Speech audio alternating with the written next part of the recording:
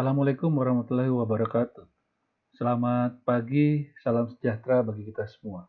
Alhamdulillahirrahmanirrahim. Kali ini saya ingin merekam lagi 3 video untuk mata kuliah Teknologi Informasi Pariwisata. Masing-masing video mudah-mudahan berdurasi 10 menit. Tapi 2 pengantar mengenai materi OTA dan 1 lebih ke bagaimana praktek membuat atau melakukan reservasi di Voltras Agent Network. Untuk mempermudah nanti Anda dalam belajar, saya sengaja akan mengecilkan atau mungkin nanti saya akan coba hilangkan video saya. Tolong kabarin saya atau sampaikan di grup, apakah Anda lebih suka melihat kecil video saya atau gambar saya atau sama sekali hilang. Jangan lupa like video ya atau subscribe channel saya agar nanti bisa lebih mudah Anda untuk melihat update-update selanjutnya. Baik, saya coba matikan video capture-nya ya. Baik, pertemuan keempat, week keempat ini kita bahas mengenai online travel agent. Setelah sebelumnya kita bahas mengenai global distribution system dan sedikit mengenai chair arbitrage reservation system, Anda akan belajar terkait dengan online travel agent.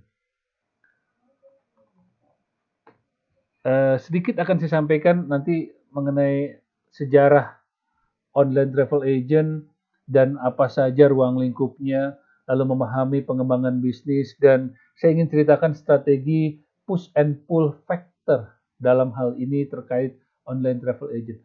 Tolong nanti Anda perhatikan strategi ini karena ini adalah bagian dari simulasi Anda dan akan dinilai bagian dari 4 simulasi atau latihan yang saya pernah sampaikan pada rencana pembelajaran semester. Bagi Anda yang belum lihat atau lupa, boleh cek rencana pembelajaran semester. Bobotnya masing-masing 5%, kurang lebih ada 4, jadi 20% untuk total simulasi dan latihan. Oke? Oke, sedikit mengenai history. Dulunya, airlines itu ingin menciptakan namanya computerized reservation system agar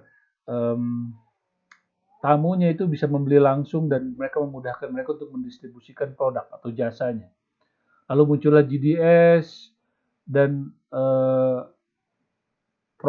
hal ini menjadi penentu terhadap intermediary travel agent yang ingin menjualkan produk. Saya pikir kita sudah banyak membahas mengenai GDS dan intermediary point di beberapa mata kuliah dan saya pikir akan saya skip dan saya yakin Anda sudah tahu.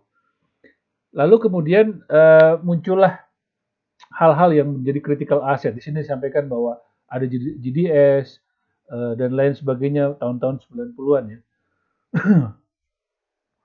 Lalu ada beberapa aturan-aturan main yang pemerintah lakukan untuk memastikan tidak ada monopoli, memastikan agen-agen itu tidak mudah menjual produk dari dalam negeri, luar negeri. Karena kalau contohnya gini, kalau tiket Jakarta Bali dijual di US, dapat apa orang-orang Indonesia ya? Nah seperti itu, ada government interference, strict rule tentang itu. Lalu muncullah karena adanya CRS GDS ini kan muncullah reservasi yang luar biasa dari wisatawan melalui intermediary tadi ya. Tadi saya sampaikan juga GDS kan dipakainya banyak oleh intermediary. Jadi tetap wisatawan atau konsumen harus ke travel agent untuk membooking pesawat. Dan tadi muncullah bagaimana halo effect dan screen bias. Jadi gini, halo effect itu, jika Anda menelpon seseorang, bisa jadi suaranya berbeda dengan apa yang Anda harapkan. Bisa jadi kepuasannya berbeda. Bisa jadi informasinya tidak valid atau tidak sama antara satu orang dengan orang lain. That's halo effect. Anda boleh browsing lah. Screen bias juga. Apa yang ditampilkan, apa yang disampaikan oleh orang bisa jadi berbeda. Jadi waktu itu airlines sampai sebelum OTA muncul itu sangat membutuhkan intermediary dan untuk mencapai customernya dengan berbagai sistem. Tetapi saat ini, ya, ini saya sampaikan dulu bahwa ada yang dimaksud dengan informational asymmetries. sama dengan expropriation of value. Jadi airlines dan intermediary itu berhubungan secara asimetri ya. Sedangkan customer itu biasanya menghubungi intermediary untuk mendapatkan hal yang sama, untuk mendapatkan produk-produknya. Dan dua-duanya ini adalah transaction cost sebenarnya dalam industri ini ya. Jadi airlines ke intermediary membayarkan biaya, intermediary ke customer membayarkan biaya. Nah, muncullah tahun 1995 muncullah Travelocity yang menggunakan Sabre pada back office-nya.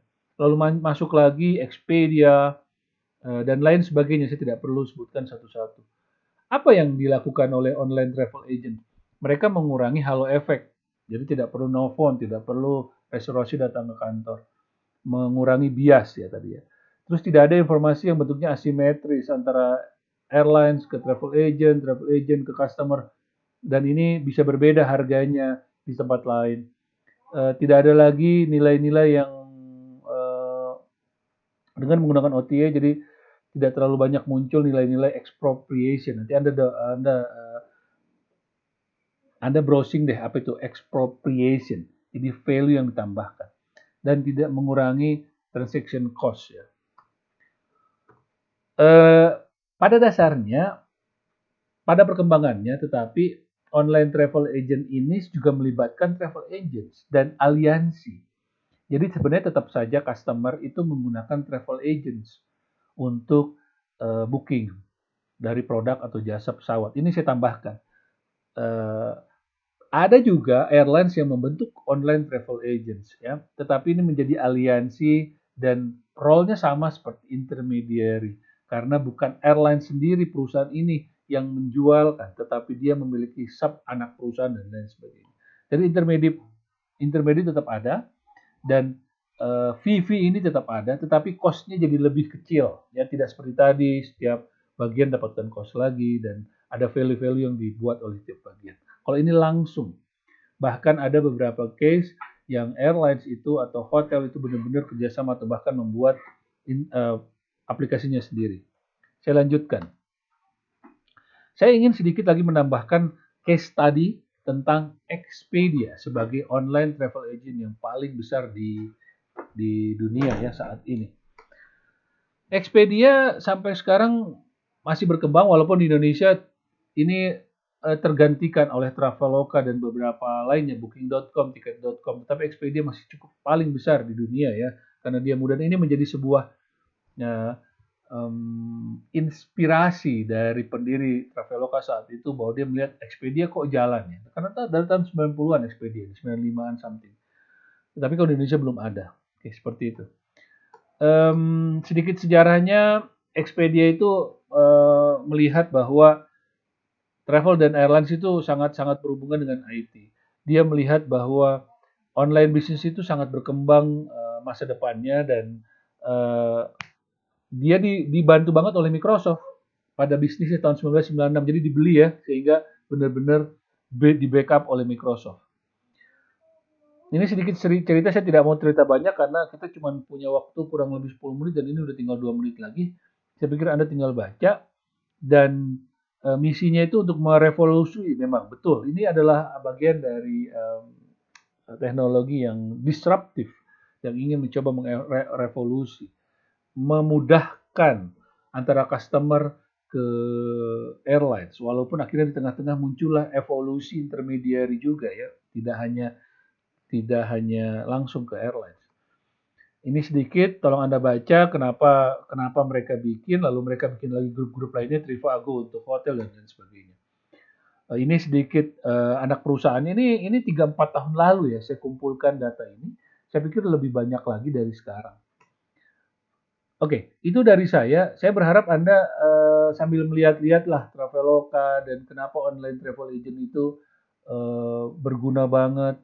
Kenapa wisatawan pakai, silakan Anda cari tahu. Tapi belum saya nilai. Ini hanya sebagian dari pengantar saya untuk topik tentang online travel agent.